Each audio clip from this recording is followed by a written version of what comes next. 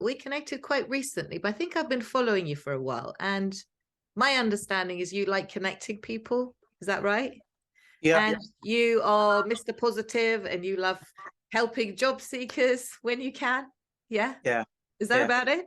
yeah. Anything else you'd like to add? Well, for me, my life is all about positivity. Um, I believe I'm on a mission currently to spread positivity to every corner of the earth. Okay. And I believe in shared positivity. And that's the reason why I'm connecting positive people with positive people, Brilliant. because together we can do so much more. I agree.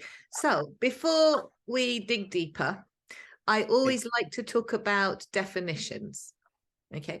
How do you know when something's positive and when something's negative? Do you have a method for that? Yeah, the narrative can be different. The Okay. narrative from the situation, it's key to know if it's been positive or negative, Mhm. how people react to things, how people respond to things. For me, it's a very key factor when I define positivity or negativity. So people's narrative, people's reaction to how things go is one way for me to know that, okay, it's a positive or it's a negative situation. So you watch people and how they respond to them. Is that correct? Yeah, yeah, it's Okay. correct. Okay. Yeah, people matter. I say people are very, very key. So I guess we agree on that. There's all this system versus people, and come and get your system right. And I'm like, surely you need to know you're growing the right people first. Otherwise, if you automate that, what's going to take over? We don't want robots. We don't want animals taking over the world. We want human beings, right? Okay. So over to you. I want to hear all about you. Tell me. All right, thank you so much. You know, growing up as a child, I didn't have the positive environment per se. Okay. Okay. I grew up with a mindset of I'm not good enough. I Okay. grew up with a mindset of I can't amount to anything. Because growing up, I was very sick. And because I was sick, people laughed, people make jest. It was more like I was looking like I'm going to die in the next minute. Oh, bless And, you. and persons were like, well, who is this child you've given birth to? It doesn't even compare to all the children here. So it was like that. But then we overcame that.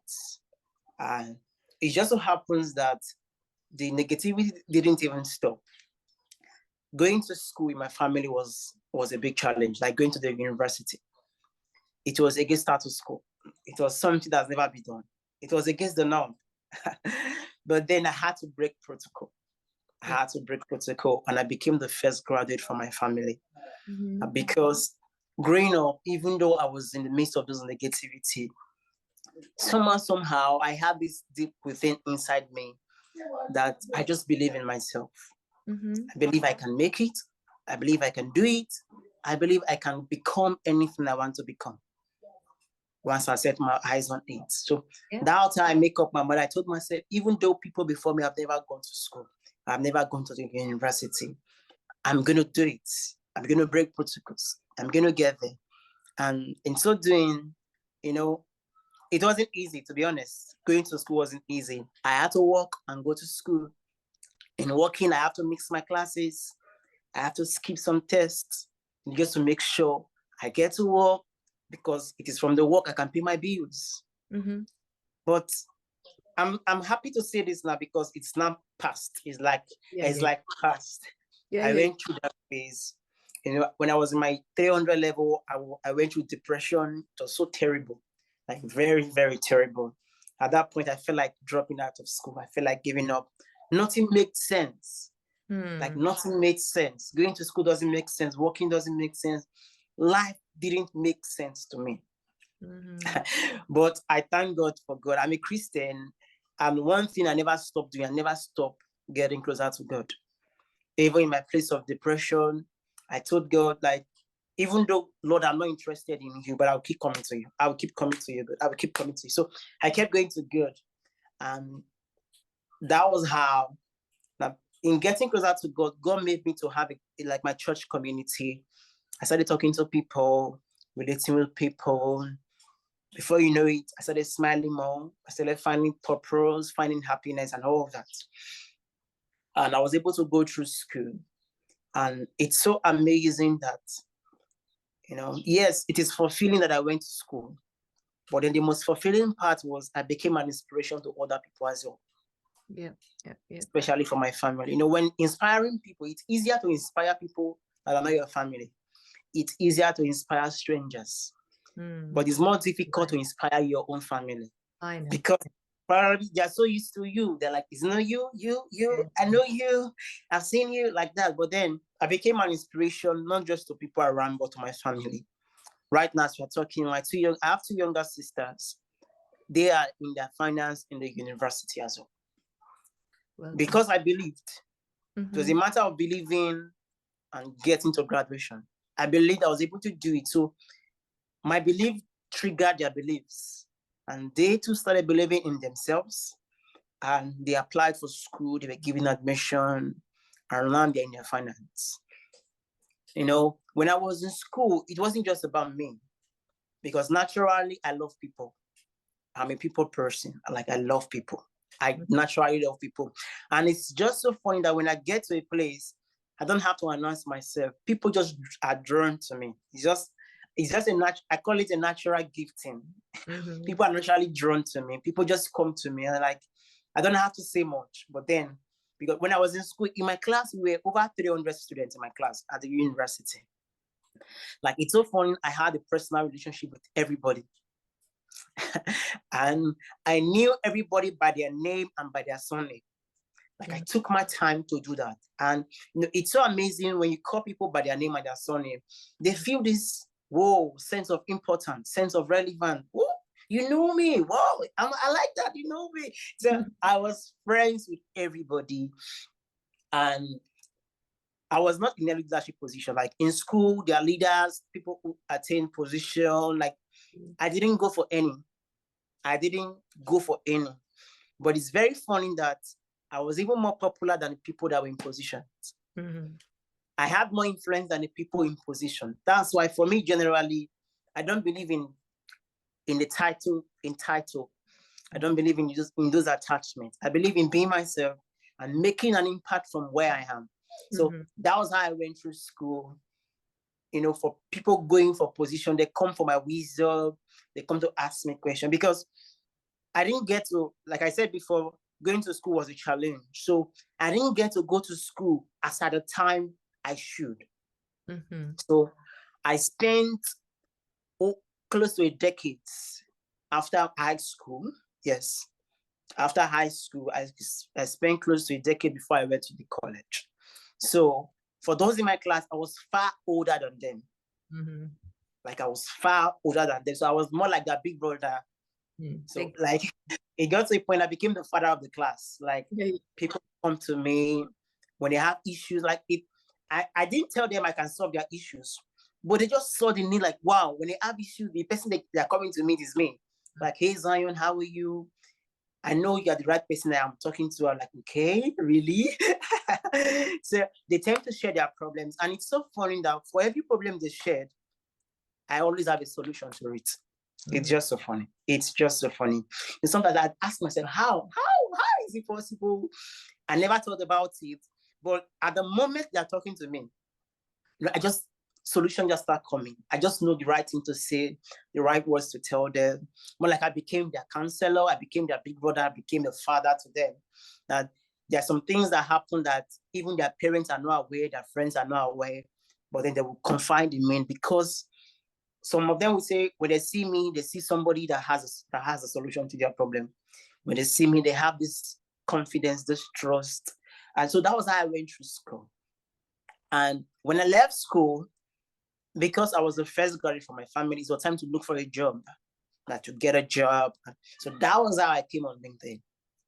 Somebody told me, when you come to LinkedIn, you're going to get jobs, like many available positions. I've been on LinkedIn for 11 months now. Okay. For just 11 months. I think I was over 30 when I came on LinkedIn.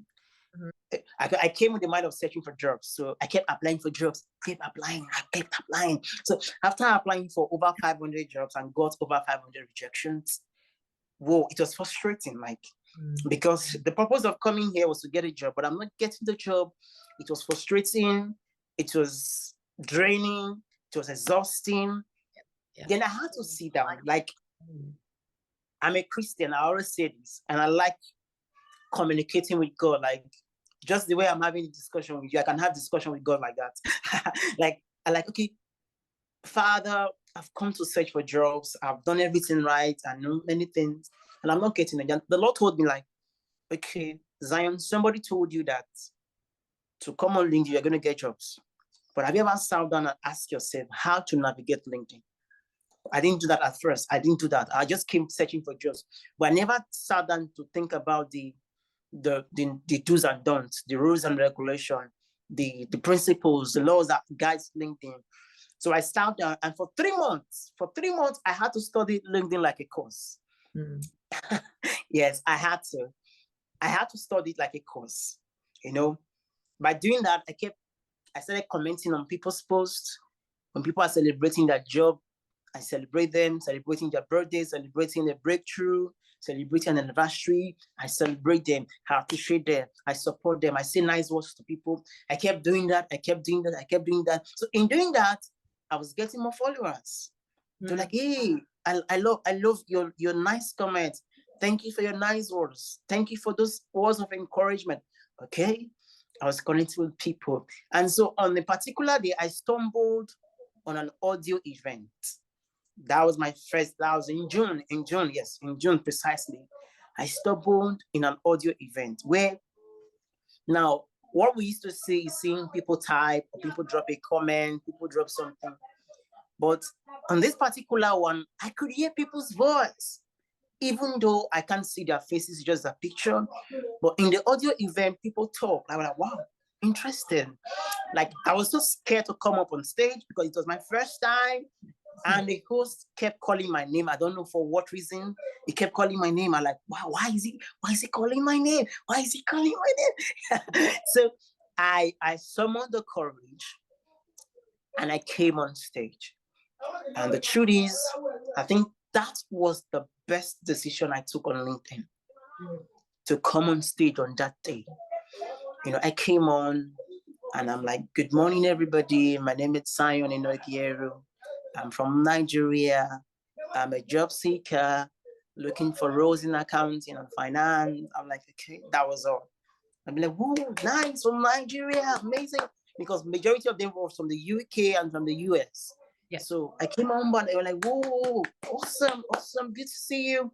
Everybody connect with Zion. I was like, whoa, really? Connect with Zion? I'm like, okay, fine. So I love the audio room. I kept going to different audio rooms. So I started having the courage, started having the confidence. And for every audio rooms I go, I come up on stage and just share a little bit about my story. Because there was one that I came on, was about storytelling. In 2 minutes, just tell us about your story. And the truth is, on that room, we had over 107 persons. And I was the only Nigeria that came up on that room. I came up on stage, and in 2 minutes, the story I've been sharing since, I shared it in 2 minutes. Like, when I was done, like, the applause, the heart emojis, the thumbs up emojis were coming up, like, whoa. And I'm like, Zion, the host sent something, he said, man, you will regret. I'm like, whoa. And like, you said those things in 2 minutes, man, you are the bomb. I'm like, woo. So it kept saying nice things. And when it was done, other persons on stage were like, where did you say you were from again? I said, Nigeria. And they're like, they were giving me nice words, you know, saying nice things. I felt so overwhelmed. I was happy. Oh. And in doing that, that was how the positive energy brand began. I began to know people on LinkedIn, and I began to get closer to them. For me, sometimes I may not get to talk to you deeply or in depth, but I also call this a gifting. I can feel what you are going through, even though I don't have to talk to you. It's something that happens. Some people call it a psychic skill, but then it happens to me. Like, I don't have to know you deep down, but then when you're in pain, when you're going through things, I can feel it. It just happened. Like, that's how the positive energy began. No, on LinkedIn, people get so professional. Like, they always paint the professional picture. Yeah. And they forget the fact that you are first a human being. Like, you're first human before you became a professional. Whatever you are doing, no matter how good you are first a human. And then on LinkedIn, because it's a professional site, people tend to hide the human side of them and push more of the professional side. But then you cannot hide it. You cannot hide it. It will always show. It will show. So then when I saw this, and coupled with the fact that they were post-COVID, many persons were laid off jobs, you know, I saw the negativity all over. I saw the loneliness. I saw the depression. I saw the mental state of people. It was so overwhelming. It was more like God opened my eyes to see this thing. So I saw a need to be filled, a need to bring in positivity to a world that is filled of negativity. So that was how the positive energy brand was birthed. Like, yes, these things are happening. I'm seeing this not because I want to see it. I'm seeing this because I'm supposed to be a solution to those problems. So that's how the positive energy brand became. Cool. So Mr. To be a solution to the need I saw. Yeah. So where are you now? Let us know where you are now. 11 months later, what's the position? Have you found the roles you want? This accounting position you were looking for, or are you working for yourself, for others? What's going on? Tell us where it's very funny that I've not gotten the accounting position, but I'm very okay. I'm very satisfied. Currently, I'm like, if you see on Saturdays, I do a social Saturday post. I'm currently building a community of positive people. And we are called Global Collaboration of Positive People. Okay, it's a community where positive people come together to make an impact. And by God's grace, we are using that as a non-for-profit, where we come together to make an impact. And we're currently working on a project to reach out to school kids in Nigeria to provide them with school materials. Because, school materials like backpack, mathematical set, notebooks, or school sandals to reach out to young persons. Are you raising money through GoFundMe? How do you go about raising the money? Yes, I'm currently building a website for me to make it official. Yeah, so that we can set up the GoFundMe. People can directly fund the project. So what we are doing now, beyond giving those children these materials, we believe in the power of the mindset. The truth is, the key to having more positive adults is to raise more positive children. Yeah. So, and I believe that the kids are the future of tomorrow. And when we can invest in their lives, it simply means we're invested in our future. So we're focusing more on children now to make sure children have the best mindset as a very young age. Because the Bible says, love that. The Bible says, so on that note, can I interrupt you 1 second? Okay. There's a really, really good tool that I would love to share with you. Okay. It's called the unique factor test. I really wish I'd sat this like years ago. It would have really helped me with my son, because my son is quite a challenging type child, and they were trying to diagnose him with autism. I went through lots of challenges trying to understand him for 10 years. Okay. I tried everything. I was a stay-at-home mom. I gave all my attention to him. But the moment he went to school, when he came back, he was so triggered. I used to sit next to him on the sofa for 5 hours before he could calm down. So understanding his uniqueness is giving me like a shortcut, so I don't have to waste 5 hours on the sofa. I know how to talk to him now through his uniqueness. And so I've taught him how to understand his uniqueness so he can then explain it to others, explain it to the teachers. So the teachers don't make him feel like I'm not good enough, that I'm standing out, get out of the classroom, you know, whatever. Okay. So he's also helping children how to handle bullies now, because, you know, a lot of children who feel like that turn into bullies. and then they bully others. So it's kind of like undoing some of the stuff that happens. Teachers leaving education system because they can't handle children like him. Okay, there's not enough training. So there's something called the unique factor test. It takes about 3 minutes to sit, and I'll explain my uniqueness. It might resonate with you. Okay, I'm a server exhorter. Will you allow me to explain what that means? Yeah. So the server side of me sees a need. I think you're the same, because you said you saw a need. Okay, we see a need and we want to fulfill it. Okay, we see things from all angles, from all different perspectives. So in a way, you could say we're picking up on all this energy that's around us.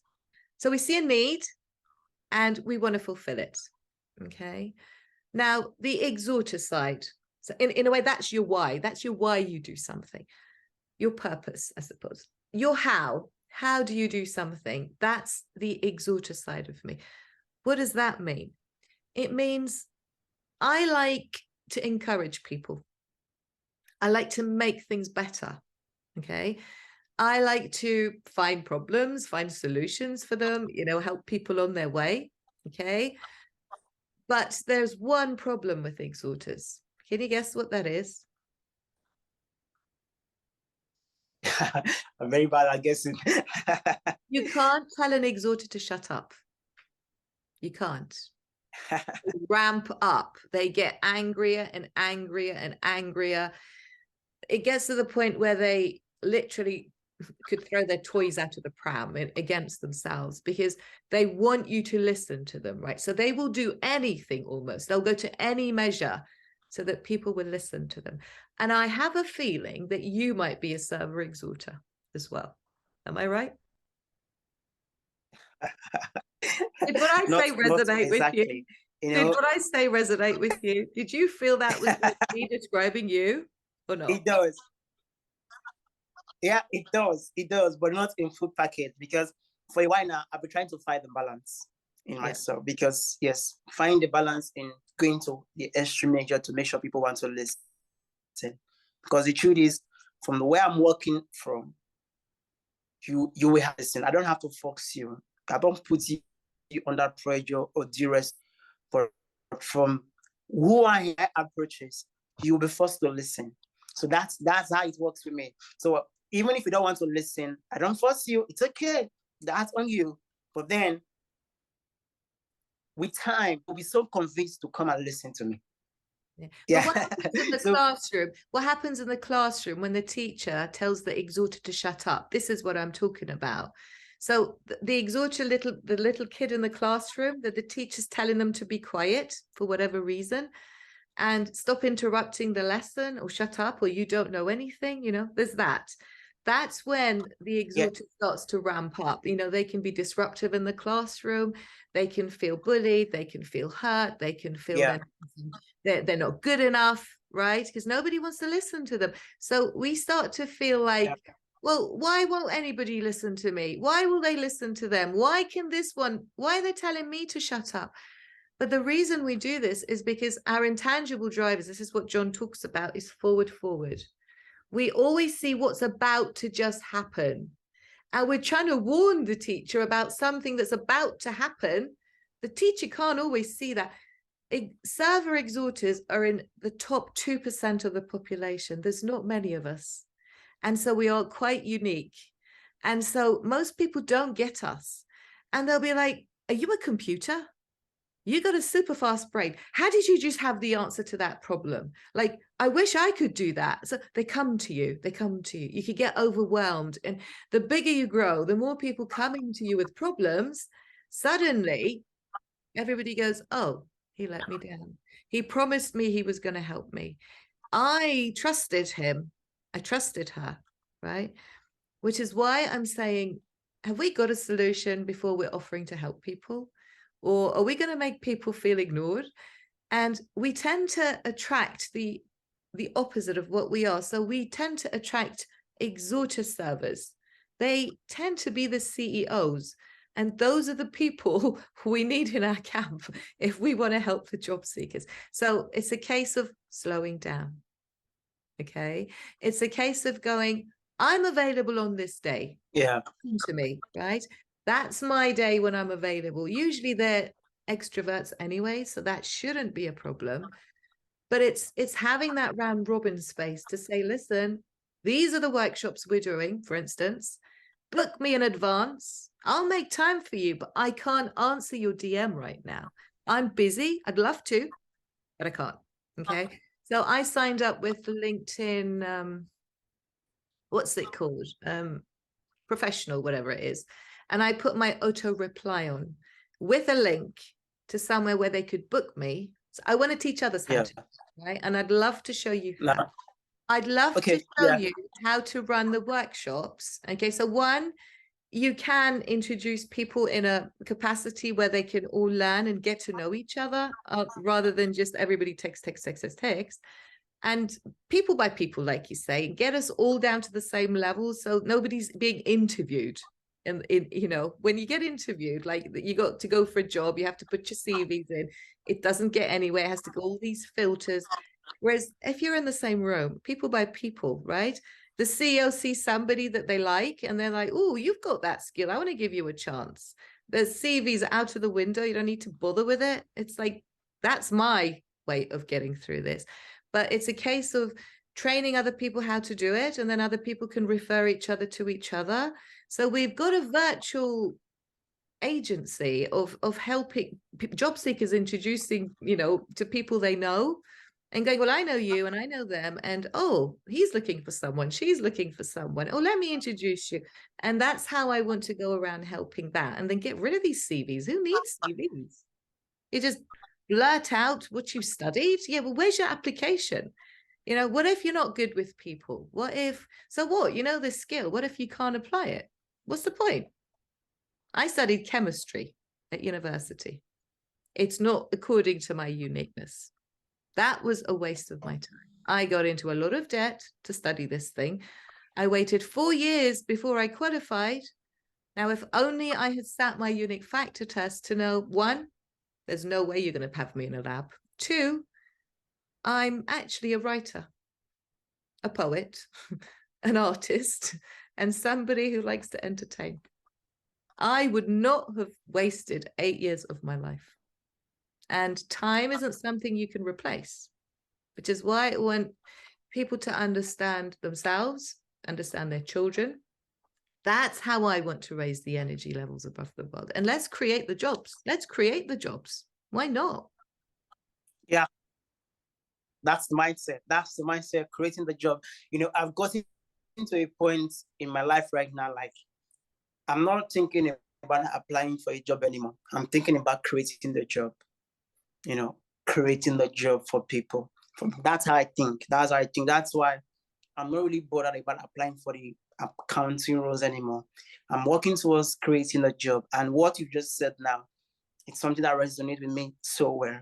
And I really love to learn more about the techniques and how to be able to do it, so we can be able to provide jobs for people. Get me 5 people and make people life better. Get me 5 people. Let's run a session. I'll show you how it's done. We'll record it. And then, yeah, start doing them. Just start doing them. Just say, like, I'm having 1 session a week. It's on that day. And you've grown to how many thousands? It should be pretty easy to get your attraction. People want to meet you. You were in demand. So let me do a couple of things, okay? Because I don't want to hold you all day. I know you're very busy. We've all got things to do. I was thinking maybe we can book another call for next week. Is that okay? Yeah. So what I want to do is a couple of things. I want to send you a link to a little bit of the ending of one of the workshops when everybody was like, got to know each other. We're all having a laugh. Okay. I say laughter is the best medicine. I talk about 1, 2, 3, 4 to balance your energy levels. I gave them a choice to say, do you want me to tell you a sob story now? Because I don't want to leave you on a too high. Their choice was to go away and crack on with what they had to do. So I just, you know, respect. I left them with that. And I that's the thing I get people to do. I don't want to interfere in their 1, 2, 3, 4. Okay, we talked about the 1, 2, 3, 4 earlier, like the method to use. So I get them to do it before and after the meeting. I don't want to know the result, but they can tell themselves. They all wanted to come back. Okay, and that's when I said, have you? One of the corporate guys said, have you thought of charging over £5,000 and targeting the corporate world? Okay, so that's just an idea. So we don't need to put out money to say, give me money, right? Or waste money on websites just yet. It's a case of, let's run 5 pilot schemes. Let's become in demand again, or right? And then you can start charging. And if that's full, you just raise the bar, raise the bar, raise the bar, raise the bar, train others how to do it. So nobody's feeling left out, but you don't have to deal with the people down here. You get to start talking to the people who want to pay for your time, who love you, right? Who want to talk to you. That's how you're going to get rid of, I want to be your friend because I'm bored. You'll be like, oh, go to him, to him. Oh, this person's doing a similar thing. Would you like to go to his? You can have a schedule of the workshops going, but it's starting from here. And we have to go through this process until we find where we are. Okay. So we can book another session and I can explain what goes on, but I would suggest you start looking into, pick out 5 friends. I'd like me and 1 other woman, please. I don't want to be the only woman in this, okay? Especially if this is going to be for you. I don't want them to come to me and say, no, Zara, I want you to run it. I want you to run it, okay? And I'm quite happy to sit while you're running it, okay, and train you on how to run it, okay? But it's about taking that first step, as you say, and just getting. So that's one thing. So I'll send you the link towards how it was, the session I ran. Also, I would love to send you a link to this unique factor test, just to confirm that you are this server exhorter that I think you are. It'll be nice to have a confirmation. I'm pretty sure that's what you are, but who knows? You might surprise me. You might be a server. So let's do that. And what can we do after that? And then, yeah, I'll send you the link to my Calendly. You've got it anyways, haven't you? Yeah. So I've done a slight change to my Calendly. I just want to double check that at times fixed. So when you do book me, could you please just let me know what time it is so I can double check, because we've made a slight change because of the time zones are different in America. People were booking me, like they were turning up, I'd gone, they'd been, you know. So we made a slight change today with the Calendly support, and I want to make sure that nothing's messed up, okay, with your end. Are you on hold again?